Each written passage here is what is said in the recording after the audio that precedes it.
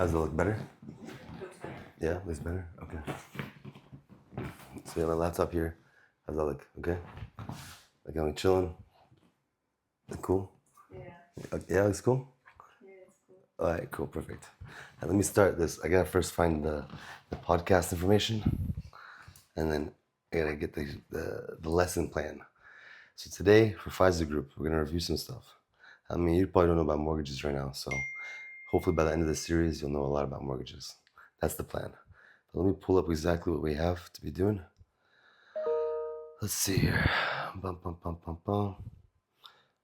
Okay. Let's see here. I can pull this documentation up. Get back to some people. Bum, bum, bum, bum, bum, bum, bum.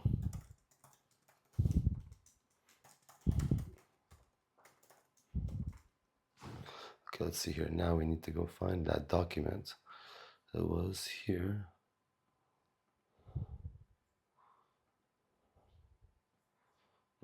In my drive. I wish I sent it to you, didn't I? Let me find it. Yeah, I got it. Easy. Okay. Perfect. All right. Today roadmap is gonna be: should I rent or buy a home? Right? You know the difference? What is the difference? Okay, so let's find out real quick. All right. So I mean, you got options. I mean, you could buy a home. Realistically, you're saving equity over time. You're able to save your money like almost like a piggy bank. But initially, you're not going to own the home. Generally, going to go 25, 25, 10% down, depending upon the loan scenario. I mean, the real comparison is if you rent, would you be paying more or would you be paying more if you have a mortgage? I mean, 10 years ago, when rates were low, 3, 4%, you could definitely get away with having a lower mortgage than current market rents. But right now, in this day and age, unfortunately, with rates being where they're at 6%, 7%, it's much harder to get that same equivalent.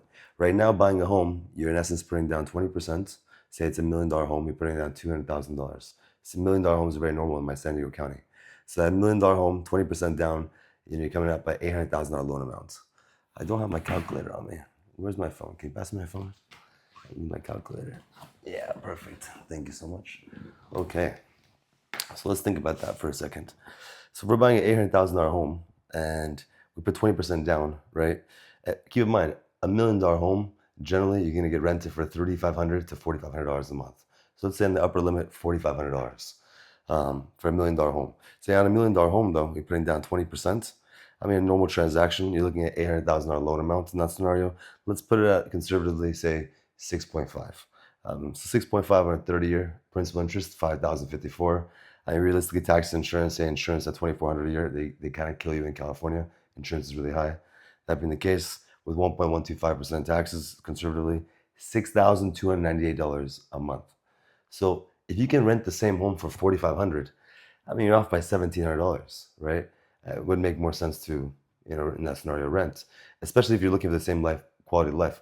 But I mean, that's not to say that not buying is not a good idea, because imagine real estate is an asset. Like any other asset, you can invest in it, right? I mean, in essence, it's a way to store your wealth, store your money. I mean, if your money sits in a bank account, checking account, savings account, you know what's happening? You're not getting any money back. You're barely fighting inflation, if that. So in essence, you're losing money if it's sitting in a checking account. But imagine you buy a home, right? You might have an appreciable value. So not only do you put the $200,000 in it, but maybe that $200,000 initial stake goes up, right? So imagine the property value goes up $100,000 in 2 years. Well, now your $200,000 stake is $300,000, right? You have increased gain. Same as if you buy stocks, same as if you were investing in debt, bonds, etc. I mean, in essence, you're investing here. But at the same time, this investment also gives you a place to live. So you get a little bit of a benefit there. Unfortunately, initially, as any amortized loan goes, a 30-year loan, you're primarily paying interest, right? The first, 7, 10, 15 years, it's going to be all interest until a point where it evens out. But even then, you can pay an additional a month and, offset that interest. And we can go into that later on a different video. It's a whole series by itself. But I would say, yeah, in your scenario, anybody's scenario that's looking to buy or rent, I mean, I would just look at your current local market and say, okay, what kind of life am I looking for? The quality of life I'm looking for, is it possible to get just by renting and saving my money for a down payment somewhere else that might make sense? Or does it make sense to pay the additional taxes and insurance and interest costs of owning right now? I mean, again, if you believe you're in a market that's going to be appreciating in value and the values will be going up, then I would recommend buying. Even if you're paying that $1,700 difference a month, say imagine that's over 12 months, you're looking at right around $19,000, $20,000 a year in cost. You have deductions, right? And if it's not a primary home, it's an investment property at that point, you have more deductions. So there's opportunity to, I would say, do either or, but really, if you're in an appreciable market where the market trend is up, I would recommend buy. But I mean, if the market trend is down and you're buying at the top, I would recommend rent, right? Right in that scenario, the appreciable value, the basis might actually go down, right? So if you're looking at maybe tailwinds of prices going down 10, 15%, maybe it might make sense to rent. So I would say rent or buy. Like anything, it's a utilization of your assets. But you know, if you don't have a primary, it could make sense to just solve that need. So it really comes back to the need and the want. I would say honestly, buying or renting really comes back to how much have you saved up and how much are you willing to have a monthly payment for. Because right now it's a little lopsided. Rents are generally cheaper than buying. Um, Especially in my San Diego development area, they have a lot more rentals coming up. The condo market's kind of shot. Housing market's gone up quite a bit. But yeah, so how would you know if you're financially ready to buy though? That's a really good question. I mean, think, how is someone ready to financially to buy? What does that even entail? So it's very simple. The name of the game for all lenders is DTI, debt to income, right? So debt to income, what is that? I mean, it sounds like a big thing, but it's actually all your debts just divided by all your income. Very straightforward, very easy. But imagine everyone's income category types is a little different. You have self-employed borrowers, you have W-2 wage earners, you have royalty income, and you have interest gain income and Schedule D. You have all kinds of sorts of income. Majority of people fall probably in self-employed, 1120s on corporate returns, K1 income, or primarily just wage earner income on W-2s. So simplicity, how we look at it is first we look at the income and then we look at the liabilities. The liabilities they care about primarily are going to be anything on your credit report, right? And the monthly obligation and the minimum, right? There's a special caveat for student loans, etc., that are forbearance, but specifically to make it easy, anything on your credit report that's a minimum payment. Even if it's a $500 credit card and you have $30 minimum payment, that $30 minimum payment will go into your DTI calculations. And I'll kind of go into that. So imagine you have, and then additional to that, all your housing expenses. So PITI, HOA, taxes, whatever else may be on the property. Imagine that on a property, principal, interest, tax, insurance, plus say if there's an HOA as well, and specifically some properties, maybe there's like a solar PACE loan, etc. But yeah, those for each individual house you have, think of it as a liability. We're not even calculating how the rents go against on investment, but just keeping it simple. Say you're a first-time home buyer here. You're a first-time home buyer. All we're looking at is the monthly obligations, the minimum required payments on the actual credit report. That's what's going to go into your calculation. So we take that number, sum it all together. Let's say it's $300. You have like a $250 car payment. You have 25 minimum payments on some credit cards that you bring to zero. So that's going to be, say, $300. And let's make it really easy. You make, say, at work, you're making $2,000 a month, right? W-2 wage earner. So end of the year, $24,000. Keep in mind, you're not buying in San Diego if you're making this much. San Diego, you have to be, near 200, 250 to start feeling comfortable to buy. But I mean, just for simplicity purposes, so you're making $2K a month. And imagine, of that $2K, a lender is going to want to see you pay at most 50% of all your liabilities, equaling that half pay. So $2,000 a month equals $1,000 left for all other liabilities. That includes the new purchase, principal, interest, tax, insurance, and HOA if there is on that property, plus your $300. So just calculating it backwards here is, I'm not even gonna add tax and insurance because it's such a small dollar amount, but imagine if you're having only a $700 threshold, you're looking at around $138,000 purchase price at 20% down. It's not realistic in our area, but I mean, that's the idea. That's not including tax insurance. Don't take me down to the bank on that number. But in essence, your financeable dollars go down as you have more liabilities, or and it goes up as the income increases. Obviously. But if you go buy a truck, you go buy a bunch of cars, you go buy a bunch of things that have a bunch of minimum payments. Say you make $20,000 a year, right? So $20,000 a month.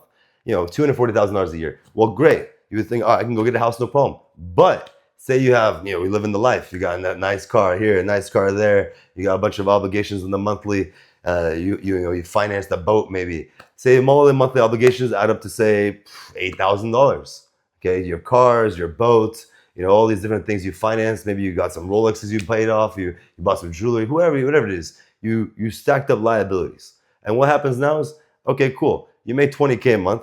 8K goes out the door to liabilities on the credit report. You have 2K remaining. That 2K is your financeable dollar amount. I mean, just simple numbers here on 2K. You're not going to get very far. It's not even including tax and insurance.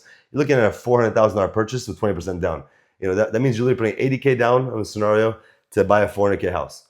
That's not that much for somebody making 20,000 a year. So where it comes back to in that person is they have too many liabilities. Bringing down the liabilities would be your best course of action, to know if you're financially ready. So I would say a quick acid test is take your income, divide it by 2, and look at your monthly obligations. Is that number much less than your half income number? If not, then you're probably not going to pass a DTI 50% test. Keep in mind, if you go jumbo loans or other loans that have the 43% thresholds, the thresholds change.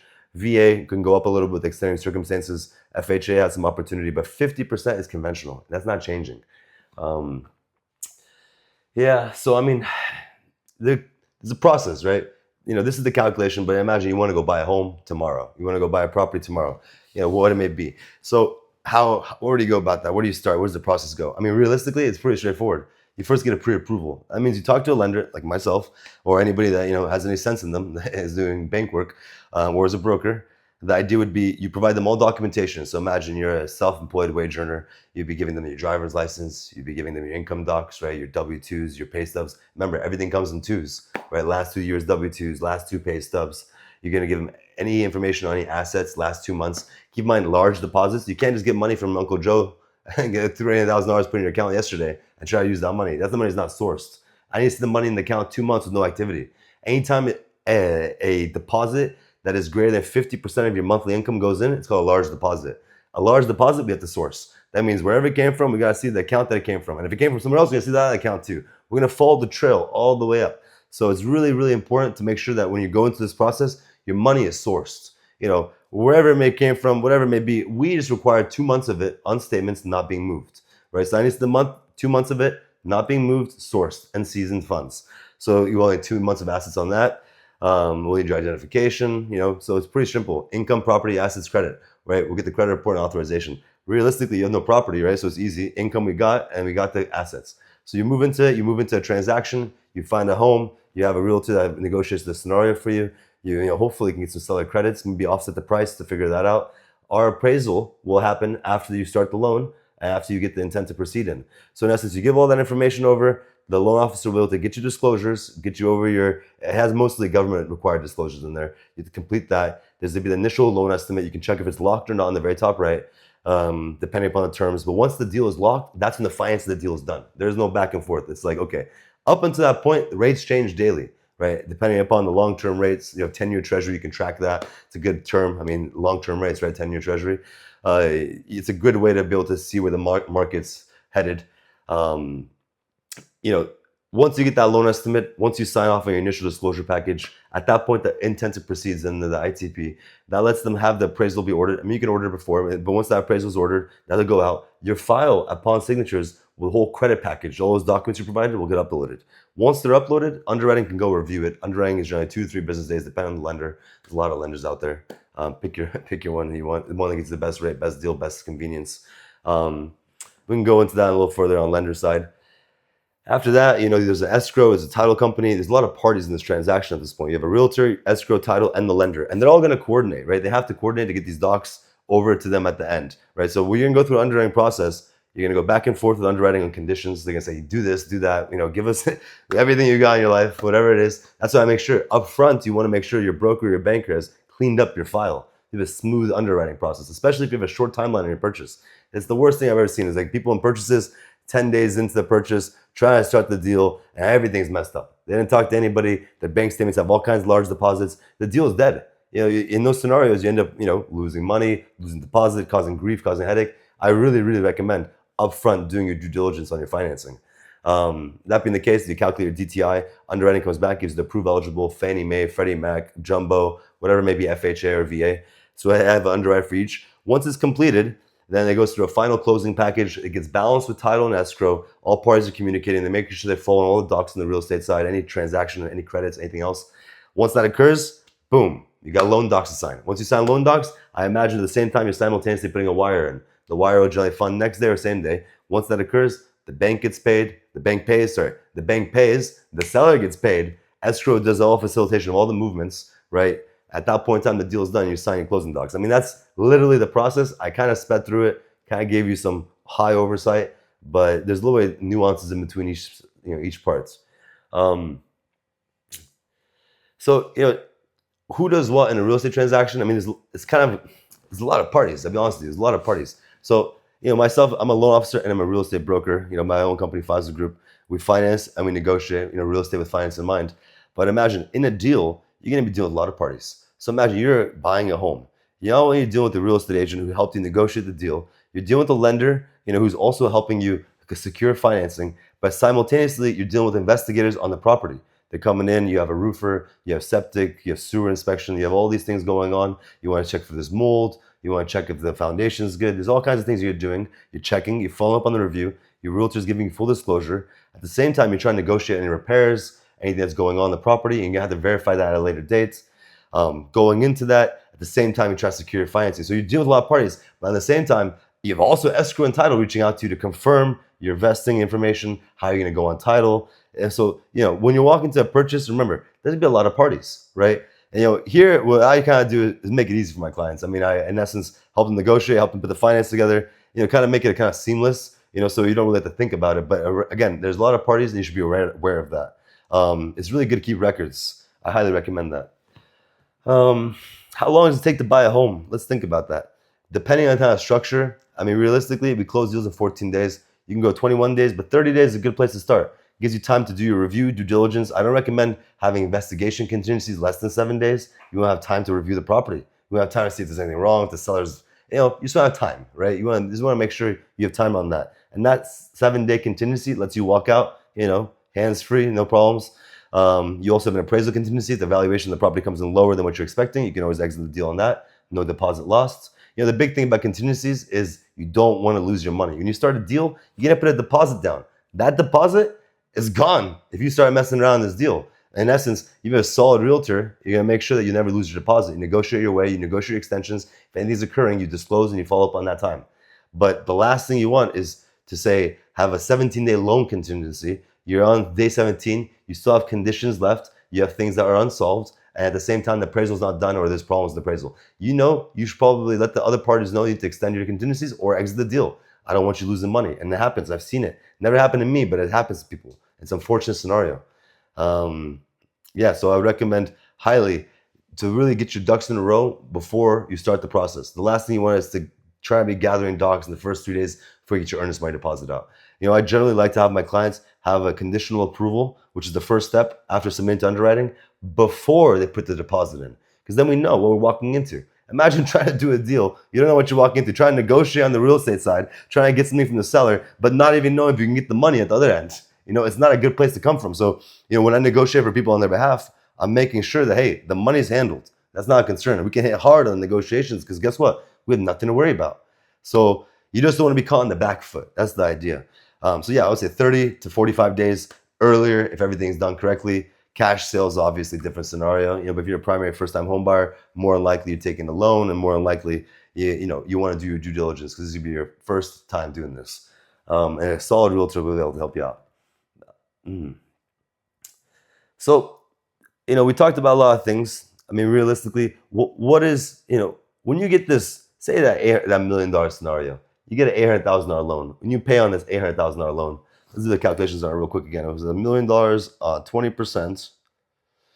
So yeah, 6.5, 5,056 on principal interest. Okay, I'm kind of breaking into what the payment is. Okay, so something called PITI. Have you heard of PITI before? Principal, interest, tax, insurance. Okay, sometimes the HOA and maybe some other additional fees monthly, but generally principal, interest, tax, insurance. So principal and interest, that's what you owe the bank, and that's based on an amortized scale. I can go into amortization at a later date. That gets its own video because amortization is ridiculous. Once you understand amortization, you understand how to hack mortgages. But before that, we are saying with that $1 million scenario, 20% down, 6.5 rates, we're at 5,056 monthly payment. Principal interest. What is the tax insurance? Well, when you buy a property, there's gonna be a tax assessment, right? Generally here in our California, Southern California area, it's like 1.125. I like to calculate on 1.25 just to give myself some buffer on the calculation. But in essence, you're gonna get charged the points taxes against the value of the property. And that's gonna be your yearly taxable amount, right? On the reassessment. So not what the old guy had it for, the previous old owner. You're the new owner, and they reassess it upon sale, right? So once you buy the property, the counties reassess it upon the sale price, that new percentage. So that whatever, say it's $1 million home, say it's $10,000 a year, right? In taxes. So, and then insurance, I mean, if you're in California, you obviously know insurance has gone crazy. They will do whatever they want. They can do whatever they want. It's a Ponzi scheme, whatever you want to call it. Anyway, insurance, 2,400 to 36 to 38, depending if you need a California fair plan or not, if you're in a fire hazard zone, but 2,400 a year. So let's say $200 a month, right?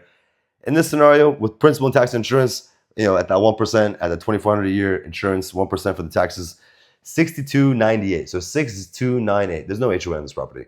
6,298. So $6,300. That's your payment at 20% down on $1 million home. Again, if the $1 million home opportunity is $4,000 to rent, I'd recommend renting. So San Diego market's a little kooky, right? We have ridiculous valuations, not the biggest sector for economy, but at the same time, we've got the sunshine tax. So it's always going to be nice, and everyone's always moving to San Diego. But yeah, I would say the payment, that total monthly housing payment, that PITI, that really comes back to the affordability, right? The affordability conversation. The payment is $6,298. What that means is I, as a lender, want to see at minimum $12,600 just for that payment in income monthly, right? 50%.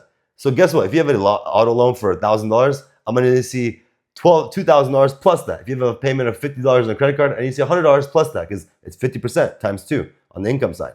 So if I already know that I need $12,600 on just the income for the payment, and I have an auto loan for $1,000, then I'm already at $14,600 income.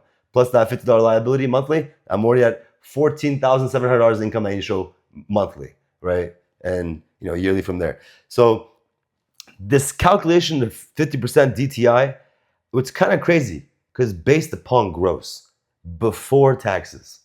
So when I say 50% gross, imagine you're paying like 65, 70% net, depending upon what your bracket and what your tax position is. But in essence, your net is much higher. So the banks are happy to give you pretty much 60, 70% of your money in your mortgage, your one mortgage. So I don't recommend ever really ramping up to 50% debt to income, because that means pre-net you're paying based upon that a calculation. So not based upon gross, right? So what you actually take home is much less. This is the concern, right? So I like people to be around 43, 40%, because you have some breathing room, and things are expensive and you need life. You need to live life too. Don't just push it. Don't push it. Just because someone's gonna give you $1 million doesn't mean you should take the $1 million. That's life, right? Yeah, I mean, realistically, cash reserves, 6 months, I would say, especially if you're buying a new home. I mean, that's the affordability thing. Just because that payment is $6,200 and rent's $4,500 opportunity offset, taking that $4,500 might give you a better quality of life, right? The big concern sometimes people have is they trade quality of life just to own a home. I mean, I'm not against buying. I mean, I sell homes, and I help people buy homes, and I finance homes. I'm not saying don't buy a home. I'm just saying look at your affordability. I mean, that's what really matters. End of the day, if you have no cash reserves, if you're just literally paying what you make in your mortgage payment and all your liabilities, and you're breaking even every single month, and you're unable to build, maybe renting is the way to go until maybe market rates come down, or affordability gets better. I mean, you can also buy and hold until market rates get down and increase the affordability. So the thing about rates is rates control the whole sector of the market and economy.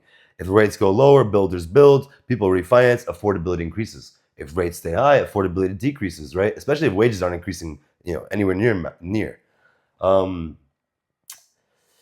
So kind of going into the affordability, it kind of goes to the next thing. If you're actually ready, and if it actually makes sense, and what mistakes and what things can happen that'll make you have setbacks to lose money, right? So, some expensive mistakes people make, when they get into this and they move on properties is, they get into bid wars. They start liking a property that's in the market one day, and everyone likes the property. It got priced well. So everyone's putting bids on it, and before you know, emotions are taking you high, and you're paying $20, $30, $40, $50,000 more than what the value of the property is going to be. That's just because you have emotions involved, and now it's a bid war. Highly recommend not to be in that.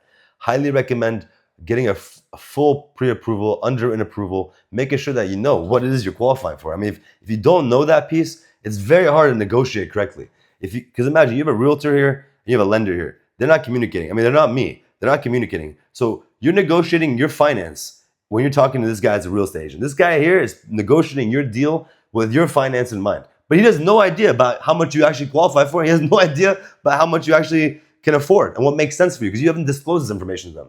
I act as both for my clients, but in essence, most people don't have the opportunity. So they're kind of stuck trying to finagle between two. But keep in mind, the realtor has no idea what your financial position is, only what you tell him. And your lender has no say in your negotiations on your deal. So it's really difficult to imagine, but people are putting in offers and figuring out financing solutions without the right parties involved. It's crazy, to be honest with you. So the deals I see that make the most sense are when parties are working together and they're actually communicating. Because then it's a tag team and it makes it, or the same person, it makes it so you're negotiating with finance in mind, saving lots of dollars. Because in those scenarios, you can negotiate seller credits. You can increase sales prices as long as the appraisal can value cover it. You can get a credit for the difference. So if the seller is going to make $1 million, they're okay with making $1 million and giving you back $20K. If the sales price is $1,020,000, the appraisal supports $1,020,000. So who cares? Seller's net still $1 million. He's happy to give you $20K seller credit. With that $20K seller credit, you bought your rate down. Your affordability increases drastically, all because these people communicated, right? It's crazy to see you have realtors negotiating with your finance in mind and not realistically thinking about how it's going to affect your financial deal. So in that scenario, all you have to do is have a quick conversation with the listing agent, figure out the sale price you need, figure out where it needs to be, make sure that the value of the appraisal can support it, and get a credit for the difference. They're happy to give it to you. At that point in time, the seller's net doesn't change, and you get the credit against your closing costs, covers your closing costs, and covers discount points in case you want to buy the rate down. It's crazy. So those are very expensive mistakes just because parties are not communicating. And in a real estate transaction, I cannot recommend anything more than your lender and your realtor working hand in hand on your deal. Because then at that point, it's being negotiated with your finance in mind. Your affordability is built into the contract. That's the most important thing. Most people forget this. Sorry, pardon my language. Most people forget to do this. It's insane. Yeah, okay. So, as a process, I would say if you have a goal to buy a house, realistically, first things first, get qualified, or at least get your credit report. Go to freeannualcreditreport.com. You can get an Equifax, TransUnion, Experian report. Look at the monthly obligations. Write all that down. Sum it up. That number plus whatever the PITI for the future buy is going to be, right? You get a mortgage calculator, anything, put the price in, put the down payment in, put the rate in, right? You can find all that. It's available online. Put that in, they give you a monthly payment. Add that monthly payment to all your liabilities. Your income better be 2 times that. If it's not gross, if it's not 2 times that, you're not qualified. So then you have to figure out, hey, what do I have to fix? Pay off debts, save more for down payment. You'd be surprised. Paying off more debts and putting less down would make more sense. So imagine in a scenario, let's say at $100,000 at say 6.5, your payment is $632. So $632 at 6.5 will finance you $100K, right? If your car payment is $632 and the payment and it's a $30,000 auto loan, guess what? You can finance $100,000 in a house and $30,000 in the car with the same payment. So guess what you should do? Pay off the car so you can finance $100K more on your purchase. If you have the $50K available or $60K available, you always give a 5% down conventional with the mortgage insurance, sure, but in that scenario, at least your debts are less and you acquired the property. We can go in that in another video, but in essence, that's what we look at the scenario. Does it make more sense to pay off debt? Does it make more sense to put more down? Generally, if you have a liability issue, paying off the debt and putting less down will always make sense, just for affordability. Because you can always increase the value of the home and refinance it and remove the mortgage insurance or pay it down. But realistically, that mortgage insurance threshold, $100, $200 a month, is nowhere near the amount that you say your auto loan might be at 5-year term, right? So it's all about a position of monthly obligations against the monthly income. Controlling this is what conditions your approval. So I would say highly start by talking to someone or just run your own numbers. Take your W-2, box 5, divide it by 12. Take that number, divide it by 2. That is your income. That's your maximum income. That number right there, maximum qualified income for use for debts. That income, everything in your debts plus the new purchase should be less than that number. And you're approved. Very easy. It's a very fast calculation. Call me, 5 minutes, I'll give you the answer. But realistically, that's your first position. You think about this and only this, because then your money's you're saving, is it gonna go pay off debts? Is it gonna go to saving down payment? I don't know which, you ask yourself, but I would highly recommend paying off liabilities if you're looking for a purchase. Second, I would say keep eye on the market, right? Keep your eye on the market, prices change, see where you like, see where you wanna live. Prices change and fluctuate, but not that much, right? So generally, what you're looking at is what you're gonna get in the next cycle you're looking at. Even within a year or two, you might have 10, 20% differentials. if you find an opportunity on a lot, right? There might be the worst property on a nice street or the best property on a worst street, whatever it may be. That being the case, there's always opportunity. I would say you want to really make the action plan about first, handling your debt to income. Second, making sure your assets are seasoned and sourced. Third, realistically, make sure that your lender and your realtor are working together to make sure that you get the best deal, where your finance is negotiated into the deal, where seller credits are positioned correctly to offset the correct discount points, so that you can end the deal at no closing costs. You can end the deal at no closing costs, and your discount points paid for by the seller. Because guess what? It was built in. It was built into the contract. Again, these are ideas, these are thoughts. I'm always happy to help. It's pretty good, yeah? What do you think? I talked a lot. I don't know how much I talked, but I talked a lot. I can talk forever. I can talk forever.